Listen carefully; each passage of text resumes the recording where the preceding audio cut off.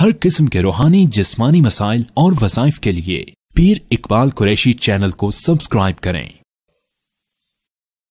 नहमदुहु व नुसल्ली व नुसल्लिमु अला रसूलिहिल करीम अम्मा बाद फ़अऊज़ु बिल्लाहि मिनश शैतानिर रजीम बिस्मिल्लाहिर रहमानिर रहीम वजाअत सय्यारतुन फ़अरसलू वारिदहुम फ़अदला दल्वा क़ाल या बुशरा हाज़ा गुलाम व असर्रूहु बिज़ाअ वल्लाहु अलीमुम बिमा यअमलून वशरौहु बिथमनिन बख्सिन दराहिम मअदूदा वकानू फीही मिनज़्ज़ाहिदीन। सदक़ल्लाहुल अज़ीम। अगर किसी इंसान की कोई चीज़ ना बिकती हो और अगर वो बेचना चाहे, घर या गाड़ी, प्लॉट कोई या कोई भी चीज़, लेकिन उसमें बार बार दुश्वारी आती हो, तो ये आयत करीमा इसके लिए बहुत मुजर्रब है कि अल्लाह ताला इसकी बरकत से उस चीज़ को फ़रोख्त होने में, सेल होने में मुआवनत करेगा। अच्छा, ये आयत दोनों मकसद के लिए पढ़ी जा सकती है, चूँकि इसका मानी भी ऐसा ही है कि आप ख़रीदना चाहते हैं, कोई चीज़ नहीं मिल रही, या आप बेचना चाहते हैं तो कोई चीज़ नहीं मिल रही। तो दोनों सूरतों में इसका वजीफ़ा हद दर्जे मुजर्रब है, इसलिए कि अल्लाह रब्बुल इज़्ज़त ने यहाँ पर हज़रत यूसुफ अलैहिस्सलाम की ख़रीद और फ़रोख्त का जिक्र किया है।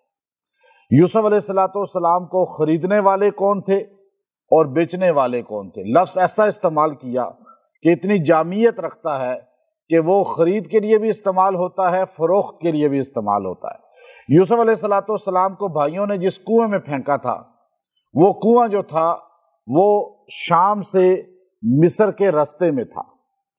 मैं जब उस कुएं में गया हूँ तो फिर दोबारा दूसरी बार भी जाना हुआ वहाँ पर, तो कुछ उलमा ने कहा कि यूसुफ अलैहिस्सलाम तो जिस कुएं में फेंके गए थे वो कुआं शाम में था। आप तो शाम में जो है शाम में रहते थे। मैंने कहा ये आपको किसने कहा? कहा जी हमने पढ़ा है। मैंने कहा इमाम कुर्तुबी की तफसीर नहीं पढ़ी आपने शायद दोबारा, या इसी तरह इब्ने कसीर की तफसीर नहीं पढ़ी कि उसके अंदर साफ लिखा हुआ है। इमाम कुर्तुबी ने तो बड़े वजाहत के साथ लिखा, काजी सनाउल्लाह पानीपती रहमतुल्लाह अलैह ने भी लिखा कि यूसुफ अलैहिस्सलाम जिस कुएं में फेंके गए थे तो काफिला शाम से चला था और वो रास्ता भटक के इस कुएं की तरफ आया था। ये कोई रास्ते में आम लोगों के इस्तेमाल का कुआं नहीं था। ये काफिला रास्ता भटक गया और वो जो है इधर आ गया। अब वो रास्ता किसने उसको भटकाया? वो अल्लाह की मशीयत थी कि अल्लाह ने अपने नबी यूसुफ अलैहिस्सलाम को यहाँ से निकालना था और फिर उनको मिस्र भिजवाना था, तख्ते मिस्र पे बिठाना था और अल्लाह रब्बुल इज़्ज़त ने उनको मर्तबा और मकाम देना था। तो ये सारी बात हुई। तो चूँकि मेरा ज़ौक़ जो है वो तफसीर ज़्यादा है और अल्लाह का फ़ज़ल है 30 साल से ज़्यादा अरसा हो चुका है कि मैं तफसीर को लगातार पढ़ भी रहा हूँ और पढ़ा भी रहा हूँ। और ये इस ज़ौक़ की वजह से कुरानी अल्फाज, कुरानी आयात, कुरानी जो आयात और सूरतों के मानी और शान नज़ूल और फिर तफासीर मुख्तलिफ का मुताला, ये बार बार मेरे जो है उसमें गुज़रता है अमल में, जिसकी वजह से अल्लाह का फ़ज़ल है कि हम जो वज़ाइफ भी देते हैं तो वो कुरान से तो एक तफसीर होती है। और आज बहुत बड़ा तबका उम्मत का कुरानी तफसीर से कटा हुआ है, कुरानी तर्जमे से कटा हुआ है, जिसकी वजह से आज हम पस तो डाउन हो चुके हैं बहुत ज़्यादा। तो अल्लाह ताला ने ये जो काफिले के बारे में फरमाया वजाअत, वो आया। अब वो चला कहाँ से था? मुल्के शाम से। शाम से यूं चला था। अच्छा, ये रास्ता आम नहीं है, ये जंगल है, ये पहाड़ी है ऐसे, और ये खौफनाक किस्म की पहाड़ी खाई है, खाई ऐसी खौफनाक के बंदा 3-4 दिन तो मैं भी उसको यूं देख के, लोग सारे ऊपर से ही वापस जाते रहे, नीचे तो वो खौफनाक है। तो मैंने कहा नहीं, ये तो बहुत खौफनाक है। अब आप सोचिए कोई काफिला कैसे वहां पहुंच सकता है। तो अब ये अल्लाह की मशीयत थी कि अल्लाह ने वजाअत सय्यारा, सय्यारा कहते हैं काफिले को, वो काफिला चला आया वहां पर। फ़अरसलू वारिदहुम, बस उन्होंने जो भेजे ना, वारिदहुम कहते हैं काफिले के आगे, काफिले के आगे और पीछे कुछ लोग चलते हैं, یہ ہمیشہ پہلے زمانوں میں ہوتا تھا، آج گاڑیوں میں بھی ہوتا ہے، جب کارواں چلتا ہے تو یہی چیز ہوتی ہے کہ کچھ لوگوں کی تشکیل ہوتی ہے، آپ نے آگے جا کے سیٹنگ کرنی ہے، نظام دیکھنا ہے، کھانے پینے کا ہوٹل دیکھنا ہے، ایسے ہوتا ہی نہیں ہوتا۔ آپ کی 2-3 گاڑیاں چلتی ہیں تو آپ اپنے فیملی میں طے کر لیتے ہیں جی تم آگے جاؤ، کوئی ہوٹل ریسٹورنٹ اچھا دیکھو، وہاں روکنا گاڑی، ہم کھانا کھائیں گے وہاں پہ، یا کوئی دیکھو کہیں چائے پی لیں گے، یا کہیں نماز پڑھ لیں گے۔ تو یوں جو آگے چلتا تھا نا اس کو کہتے ہیں واردہ، اسے آگے چلنے والے حصے کو وارد جو ہے، اور جو ایک پیچھے چلتا تھا کہ لوگوں کی چیزیں گر نہ گئی ہوں، کوئی بھول نہ گیا ہو تو وہ اٹھاتے پھرتے تھے۔ تو یہ دونوں چیزوں کا ذکر قرآن و حدیث میں ہے۔ تو اب وہ قافلے کا اگلا جو حصہ تھا اس میں چند بندے تھے، ایک بندہ زیادہ تھا، ایک ہی بندہ گویا کہ اس زمانے میں تھا اس کے آگے، اور وہ وہاں دیکھا کہ یہ تو رستہ بھٹک گئے ہیں، یہ تو ہمیں پتہ ہی نہیں ہے ایریا کون سا ہے، اب پانی کدھر سے۔ اس نے کہا یوں دیکھا نیچے دور کنواں نظر آ رہا تھا اسے، تو اس نے کہا وہاں چلتا ہوں، کنویں میں سے پانی لیتا ہوں۔ اب یہ وہاں گیا پانی، اب یہ بھائی کیا کرتے تھے کہ یہ کنویں میں پھینک تو دیا، لیکن ایک بھائی یہودا جو تھا وہ روزانہ ان کو کھانا اور پانی پہنچا دیتا تھا، اور آپ لٹکے ہوئے تھے، ایک پتھر نکلا ہوا تھا اندر، اس پہ بیٹھے ہوئے تھے۔ اب نیچے گریں گے تو وہ بھی موت ہے، باہر کیسے نکلے، بچہ 7 سال کا کیسے باہر نکلے؟ تو بھائی اسی ارد گرد جو ہے پھر رہے تھے، اور وہ پھر کے دیکھتے تھے کہ اس کو کوئی لے جائے تاکہ یہ ہماری جان چھوٹ جائے، کوئی قافلہ آئے اور ہمارے متھے نہ لگے، یوں موت ان کی ہمارے ہاتھوں نہ ہو۔ تو اس طرح جو ہے ایک بھائی کھانا پہنچا دیتا۔ تو یہ قافلہ جب آگے آیا فَأَدْلَا دَلْوَا، اس نے یوں پھینکا رسی اور ڈول، وہ اپنے ساتھ رکھتے تھے کہ انہیں پتہ ہوتا تھا کہ یہ سنسان جگہوں پہ کنواں ملے گا تو اس میں رسی ڈول تو ہوگا نہیں، تو وہ اپنے ساتھ لے کر چلتے تھے۔ تو رسی اور ڈول اس کے پاس پہلے کا تھا اور بڑا مضبوط قسم کا تھا، تو اس نے جو ہے وہ ڈول نیچے پھینکا، فَأَدْلَا دَلْوَا، یوں نیچے پھینکا، تو یوسف علیہ السلام کو اللہ کی مدد نظر آ گئی، اور آپ نے فوراً جو ہے اس کے اندر بیٹھ گئے۔ اب وہ سمجھا یہ وزنی ہو گیا ہے، اب یہ پانی بھر گیا ہے اس کے اندر۔ اس نے جب اس رسی کو باہر کھینچا تو ایک دم اس نے دیکھا جب ڈول اوپر آیا، اب آپ انداز قرآن کو دیکھیں، ڈول اوپر آ رہا ہے اور جیسے رسی کھینچ رہا ہے تو ایک دم سب سے پہلے یوسف علیہ السلام کا چہرہ اس کو نظر آیا، کیونکہ چہرہ یوسف پہلے باہر نکلا ڈول کے ساتھ، اور حسین چہرہ، ایسا خوبصورت چہرہ کہ مسلم شریف کی حدیث ہے، نبی کریم صلی اللہ علیہ وسلم فرما رہے ہیں کہ جب میں معراج پہ گیا تو میرے بھائی یوسف سے میری ملاقات ہوئی، میں ان کے حسن کو دیکھ کر اتنا حیران ہوا، اللہ نے نصف دنیا کا حسن ان کو عطا کیا تھا، یعنی اتنے خوبصورت تھے۔ اور وہ خوبصورت، اور جب باہر یوں نکلے، ڈول اس نے کھینچا تو ایک دم بلا اختیار اس کی زبان سے نکلا، ڈرا نہیں، خوف زدہ نہیں ہوا، بلکہ کیا نکلا؟ قال یا بشرا ھذا غلام، ہے مبارک ہو، یہ تو خوبصورت بچہ ہے کوئی۔ اب اس کے منہ سے ہی یہ نکل گیا، حالانکہ ویرانے میں اور ایسی سنسان جگہ پہ، اور اگر کوئی یوں نظر آ جائے تو بندہ ڈر جاتا ہے، ایک دم گھبرا جاتا ہے، لیکن وہ گھبرائے نہیں، بلکہ چیخ نکلی ان کی، یا بشرا ھذا غلام، اور پھر ایک دم یوں دیکھا دائیں بائیں، وَأَسَرُّوهُ بِضَاعَةً، انہیں ایک دم چھپا لیا اپنی چادر کے اندر کہ یہ میرا خزانہ ہے، خزانہ، یعنی یہ میری مال تجارت ہے، میں اس کے ذریعے پیسہ کماؤں گا، اس کو بیچوں گا اور اس کو سیل کر کر جو ہے مجھے ایک اچھا پیسہ مل جائے گا۔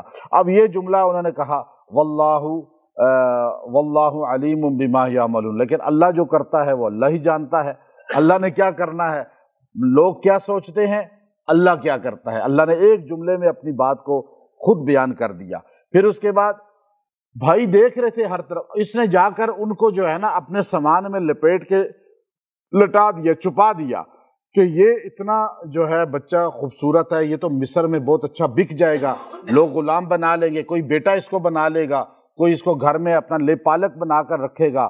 تو اس نے کہا میرے قافلے کو پتہ چل گیا تو وہ بھی شریک بن جائیں گے، اس لیے اس نے لپیٹ کر چھپا کے رکھ دیا۔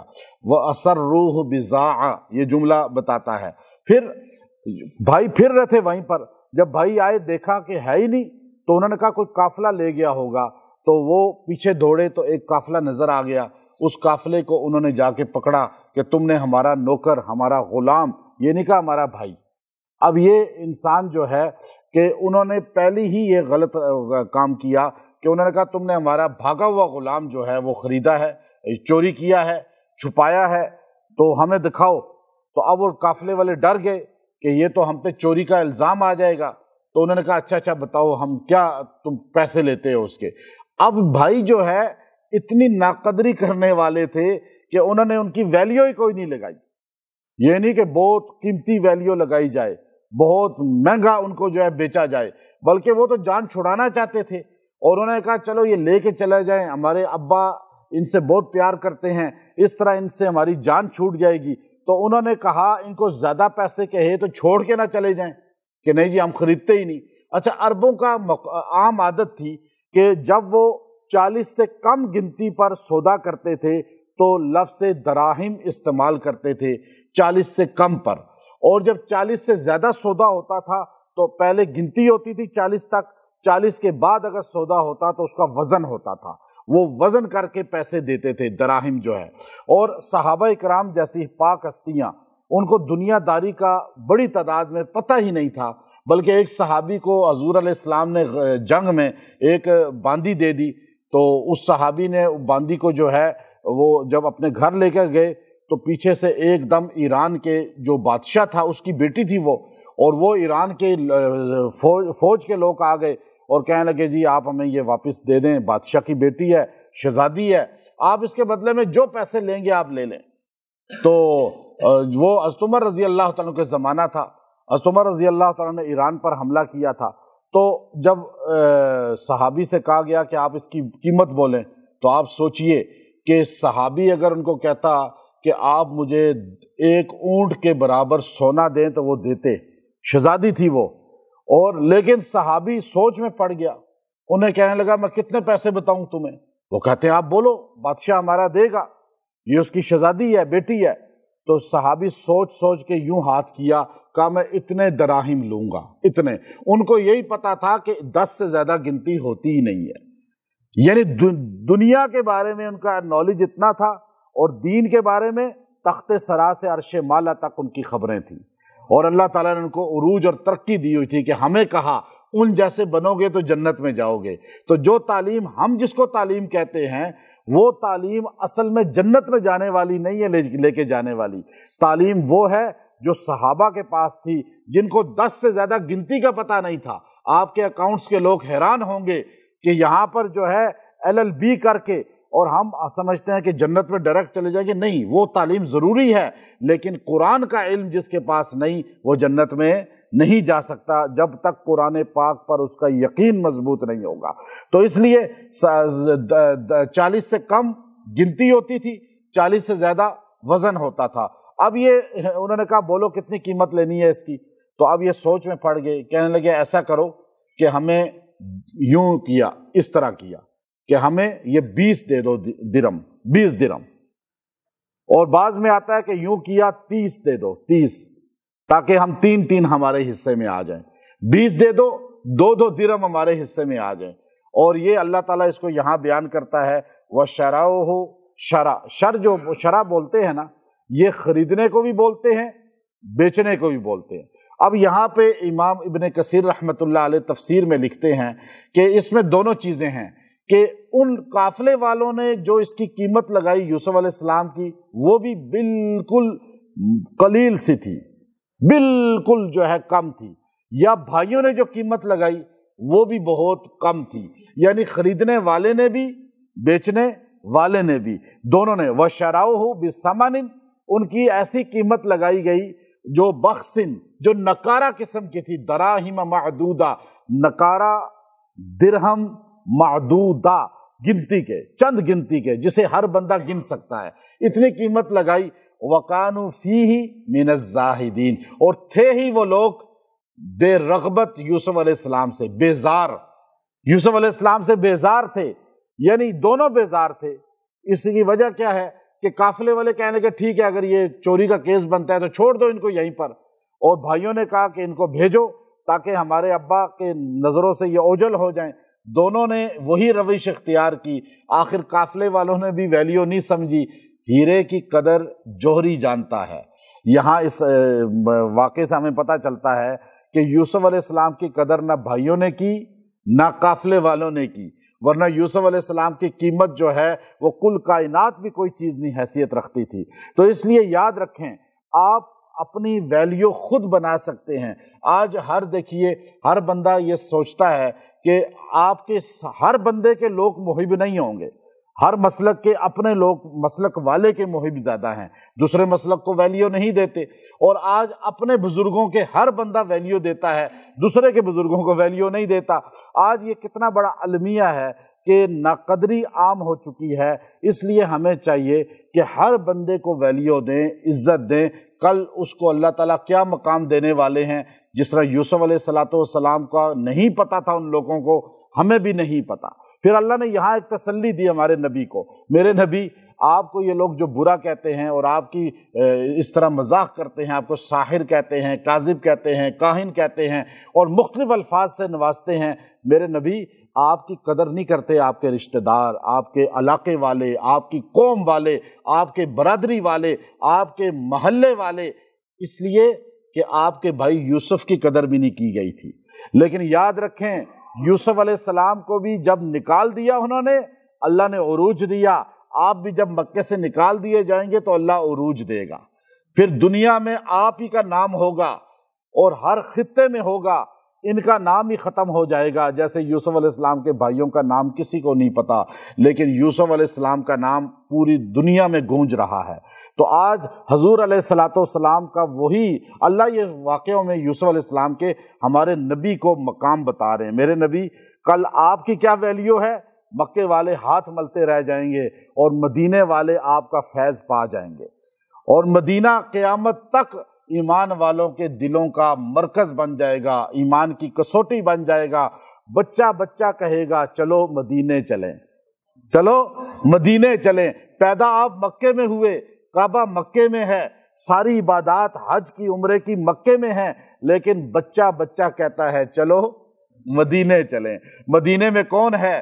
ہمارے آقا محمد صلی اللہ علیہ وسلم ہیں۔ تو اس لیے یوسف علیہ السلام مصر، پھر مصر ہی مصر ہوگا اور یوسف علیہ السلام کا ہی نام ہوگا۔ اس کنویں کو لوگ بھول جائیں گے لیکن تخت مصر کو یاد رکھیں گے، تخت یوسف کو یاد رکھیں گے۔ تو اگر کوئی چیز نہ بکتی ہو اور کسی چیز کے بیچنے میں یا خریدنے میں دشواری ہو، آپ کو مل نہیں رہی یا آپ بیچ نہیں پا رہے، دونوں صورتوں میں یہ آیت کریمہ جو 20 نمبر آیت ہے سورہ یوسف کی، یہ بہت ہی مجرب ہے۔ وَشَرَوْهُ بِثَمَنٍ بَخْسٍ دَرَاهِمَ مَعْدُودَةٍ وَكَانُوا فِيهِ مِنَ الزَّاهِدِينَ۔ اللہ تعالیٰ آپ کو ایسی چیز دے گا جو آپ کو مناسب اور آپ کی من پسند ریٹ پر مل جائے گی۔